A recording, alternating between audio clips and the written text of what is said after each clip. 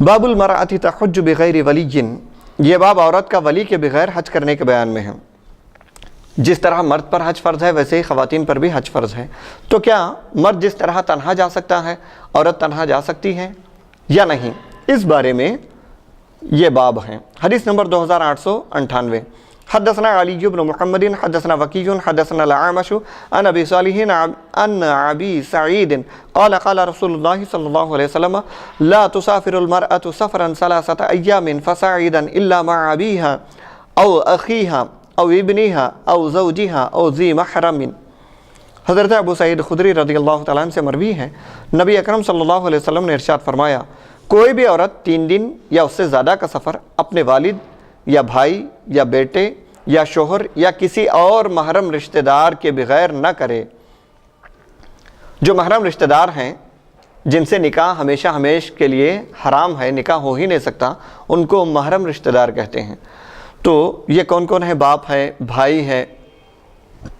بیٹا ہے، شوہر ہے، وغیرہ وغیرہ۔ تو ان محرم رشتہ دار کے بغیر کوئی خاتون 3 دن یا اس سے زیادہ کا سفر نہ کرے۔ 3 دن سے کم کا سفر ہے اور فتنے کا خوف نہیں ہے، 3 دن سے کم کا سفر ہے، فتنے کا خوف نہیں ہے، تو اس صورت میں اجازت ہے، ورنہ 3 دن یا 3 دن سے زیادہ کا سفر بغیر محرم کے جائز نہیں ہے۔ اسی معنی کی ایک اور حدیث ہے، حدیث نمبر 2899، حدثنا ابو بکر بن ابی شیبہ حدثنا شبابۃ عن ابن ابی ذئب عن سعید المقبری عن ابی ہریرہ رضی اللہ تعالی عنہ ان النبی صلی اللہ علیہ وسلم قال لا يحل لامرأة تؤمن بالله واليوم الآخر ان تسافر مسيرة يوم واحد ليس لها ذو حرمة۔ حضرت ابو ہریرہ رضی اللہ تعالیٰ عنہ سے مروی ہے کہ نبی اکرم صلی اللہ علیہ وسلم نے فرمایا،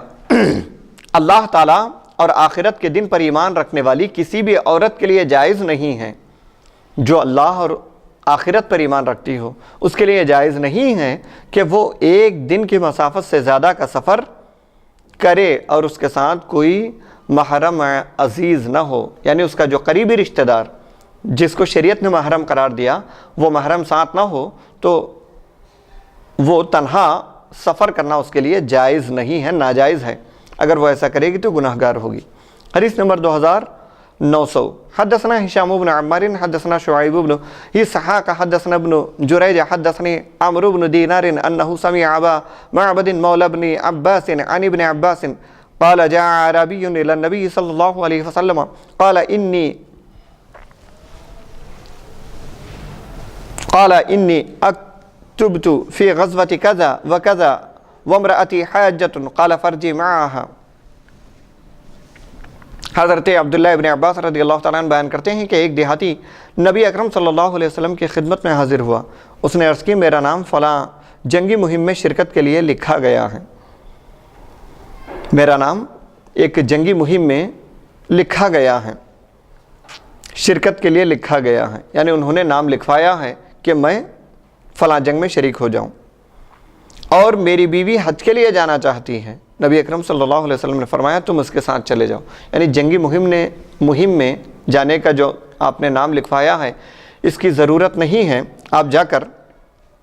اپنے بیوی کے ساتھ حج کے لیے چلے جاؤ۔ اگر یہ اجازت ہوتی کہ تنہا عورت حج کر سکتی تھی تو حضور صلی اللہ علیہ وسلم جہاز سے روک کر کے اسے کبھی اپنے عورت کے ساتھ حج کے لیے جانے کا حکم نہ فرماتے۔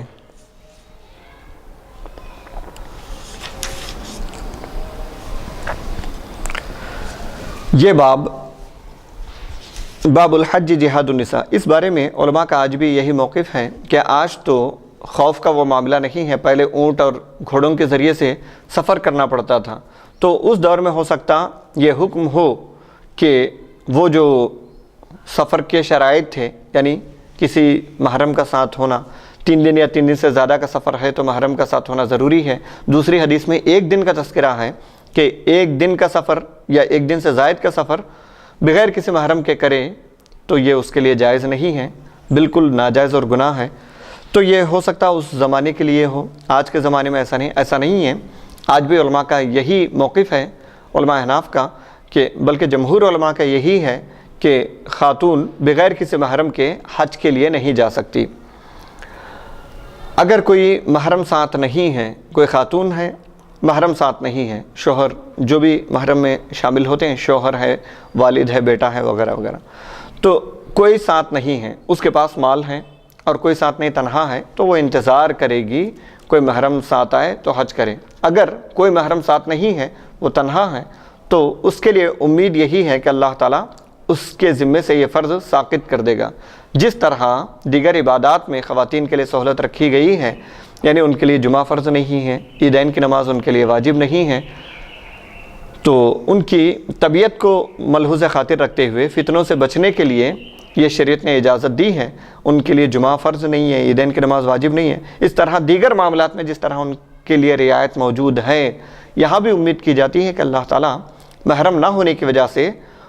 ان کے لیے یہ رعایت ہو سکتی ہے کہ اللہ تعالیٰ ان کو معاف کر دے۔ محرم جب تک نہ ہو اس وقت تک کے لیے خواتین کے لیے حج کرنے کی اجازت ہرگز نہیں ہے۔ فرض یعنی چھوٹ جانا، کسی پر حج فرض ہے، جس کے پاس مال ہو، آسانی سے وہ حج کر کے واپس آ سکتا ہو، تو اس کے لیے حج کرنا فرض ہے، اور یہ فرض اس وقت تک ختم نہیں ہوگا جب تک کہ آپ اس کو ادا نہ کریں۔ لیکن محرم نہ ہونے کی وجہ سے پیسے ہوتے ہوئے بھی کوئی خاتون اگر حج نہیں کرتی تو امید ہے، اور اس کو امید بھی نہیں ہے کہ کوئی محرم زندہ بھی نہیں ہے، اور وہ اس کو امید بھی نہیں ہے کہ کسی کے ساتھ وہ جا سکتی ہے، تو اللہ سے امید ہے کہ اب ہو سکتا اس کی وہ فرضیت ختم ہو جائے، یہ جو حج اس پہ فرض ہوا تھا وہ فرضیت ختم ہو جائے۔ اور ایک دوسرا مسئلہ یہ کہ ایک شخص ہے، اس کے کئی محرم خواتین ہیں، ایک شخص ایک کا محرم ہے، یعنی مثال کے طور پہ گھر پہ ایک بیٹا ہے، وہ اپنی والدہ، اپنی کئی بہنوں کو، اپنی خالہ وغیرہ کو بھی ساتھ لے جا رہے ہیں۔ ایک مرد کے ساتھ کئی خواتین ہیں، سب اس کے محرم ہیں، محرم رشتہ دار ہیں، تو ایک شخص کئی خواتین کو لے کر حج کے لیے جا سکتا ہے۔ دوسرا باب ہے باب الحج